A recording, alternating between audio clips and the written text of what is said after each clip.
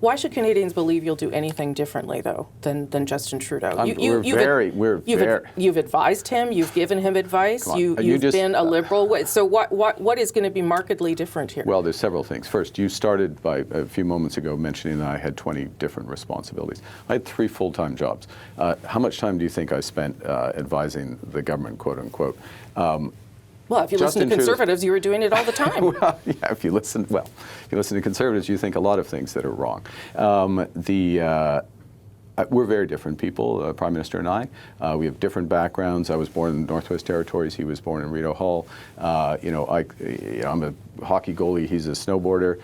I focus on the economy. He has had a different focus for Canada. I think we have the same values, and we're trying to achieve the same ends. For this moment of crisis, for this moment where we have to get our economy not just on track, but build it to be the strongest economy in the G7. That's what my experience, that's where it's directly relevant. And the other thing that's, if I may, I think is different between him and I, is my experience in all these different organizations and things over the years is the importance of team, the importance of delegating authority, bringing the team along. We've got a lot of experience on the Liberal bench. I want to draw on that experience. I want to add to that experience and bring in outside expertise. There's some big differences, and there'll be big changes because the moment demands big changes. So I need to move on. I need to move on because we don't have a lot of time. And you are saying that you're going to take away the carbon rebate, obviously, as well as the carbon tax, right? So, and you're promising a middle-class tax cut. Yeah. Who are you targeting? How broad is that, and how will you pay for it? Okay.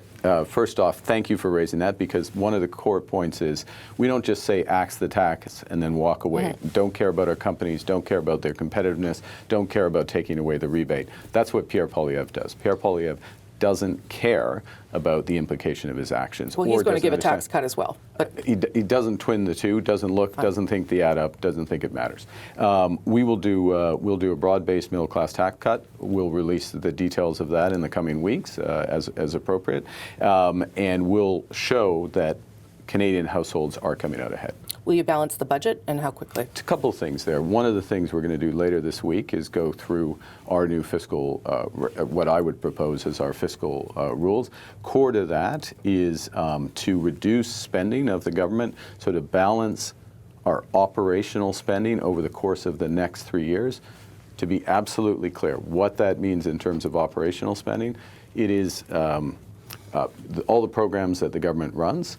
It is the transfers to provinces, which, as you know, health and education transfers. It's transfers to individuals. It's debt service, which continues to increase as government goes up. So we will balance that over 3 years. Where we are willing to borrow is to invest and grow this economy. That is an absolute crucial point. So there'll be a deficit. It is a fundamental difference between the approach the government has taken up until now. It is a fundamental difference between the approach of Pierre Poilievre, which is a trickle-down, thousand flowers. But there will be a deficit. It'll just be, you'll justify it because it's investing in the economy. Is that? Investing in the economy at a time when we absolutely have to build as a country. And let me be clear about what investing in the economy means. It means precious taxpayers' dollars catalyzing many multiples of private dollars to build homes, to build the new energy infrastructure, both conventional oil and gas, clean energy, to build out our new AI systems, and to build out new trade corridors, all of which are fundamentally necessary if we are going to grow this economy, irrespective of how President Trump is feeling on one day or another. You talk about building new infrastructure, including pipelines. Do you support the idea of a west-east pipeline? Look, I support the concept. I also know that Canada is a federation. First, let me say a couple of things. One is that we, as a nation, need to build some new pipelines for conventional energy.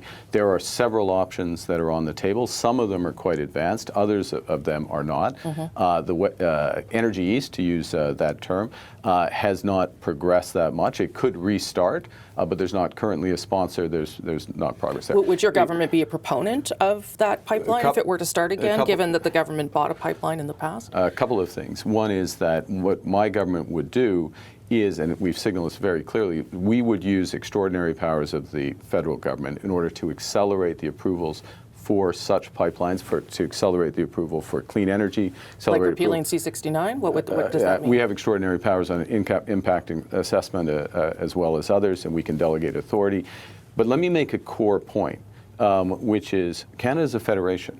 So we take decisions. There's not one decision maker here. If you listened to Pierre Poilievre yesterday, as you probably did, he didn't mention the provinces once. He never mentioned First Nations. He acted as if it's just his decision to fly in somewhere and decide which pipeline happened. So Energy East, Northern Gateway, GNL, there's many others, these examples, interties between electricity grids, big trade corridors. Those are decisions that have to be taken in consultation with provinces, with First Nations.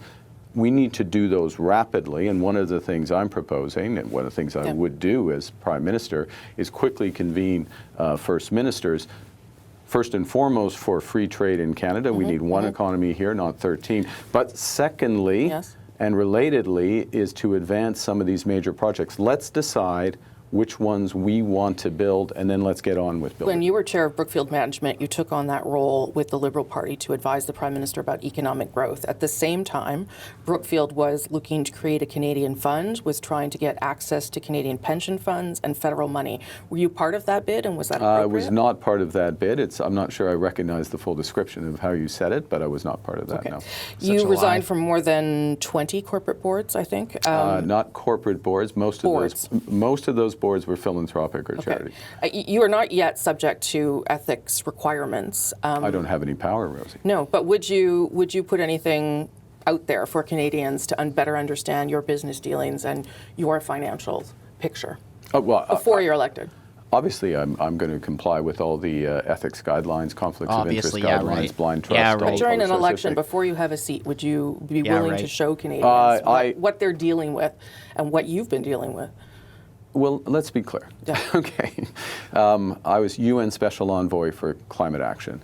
I was chair of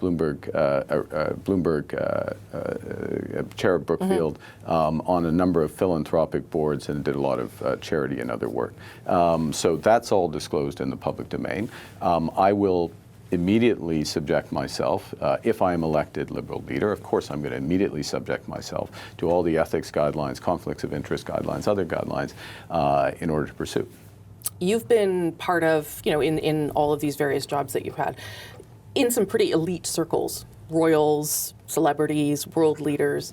Do you feel like you, in that position, understand what Canadians are going through right now in terms of their cost of living? I think, yes. I mean, I understand that Canadians, the average income, household income in Canada is $70,000. There's been a huge increase in the price level over the course of the last 5 years. Groceries more expensive. Housing has outstripped the ability of most younger Canadians to save for deposits and get on the housing ladder. So I understand that. What the advantage of my experience as Governor of the Bank of Canada, working internationally, working with companies, et cetera, as an investor as well, is I know what to do about it. I know how to change it. We started this discussion about how are we going to react to the United States. This is not a theoretical exercise. It is a practical exercise.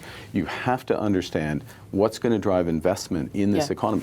Let's be clear. There's huge uncertainty that's been put on us because of the Americans, because of the global situation. We need to take that away. We need to drive investment. Yes.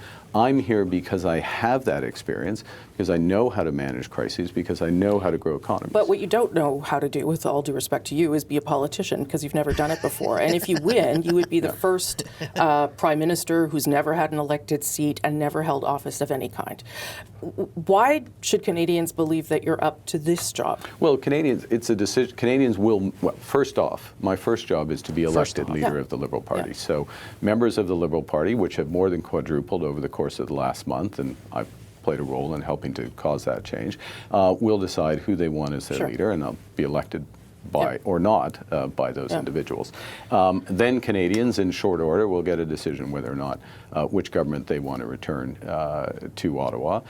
We will put forward a very clear plan for this country at a moment of crisis, not just to grow the economy, crucial, and we can do that. We have the experience in order to do that, but also to protect the vulnerable in this country. Another by the way, another thing Mr. Poilievre did not mention yesterday. It's as if nobody is disabled in this economy. Nobody is old. Yeah. Nobody is unemployed. As if nobody needs any support or help.